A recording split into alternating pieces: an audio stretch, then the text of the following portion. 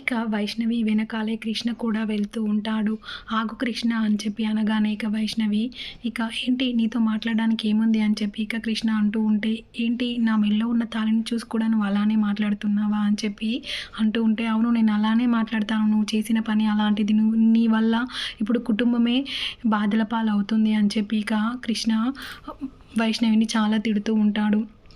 ఎందుకు కృష్ణ అందరూ నన్నే అంటారు, నేను అంత పెద్ద తప్పు ఏం చేశాను అని చెప్పి ఇక వైష్ణవి అంటూ ఉంటే, అందరూ తప్పులు చేస్తారు కానీ నువ్వు మాత్రం క్షమించరాని తప్పు చేశావు అని చెప్పి ఇక కృష్ణ వైష్ణవిని అంటూ ఉంటాడు. నేనేం అంత క్షమించరాని తప్పేం చేశాను అని చెప్పి అంటూ ఉంటే, నేను వెన్నెల అనుకొని నేను నీ మెడలో తాళి కట్టాను, కానీ నువ్వు వైష్ణవి అని తెలిసిన మరుక్షణమే నేను తాళిని కట్టకుండా అక్కడి నుండి వెళ్ళిపోయేవాడిని.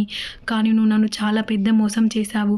ఈ లోకమంతా నిన్ను నా భార్యగా అంగీకరించిన నేను మాత్రం ఎప్పటికీ నిన్ను భార్యగా అంగీకరించను, గుర్తుపెట్టుకో వైష్ణవి అని చెప్పి ఇక కృష్ణ వైష్ణవికి చెప్పి అక్కడి నుండి వెళ్ళిపోతూ ఉంటాడు. ఇక వైష్ణవి మాత్రం చాలా బాధపడిపోతూ అక్కడనే కూర్చొని ఏడుస్తూ ఉంటుంది.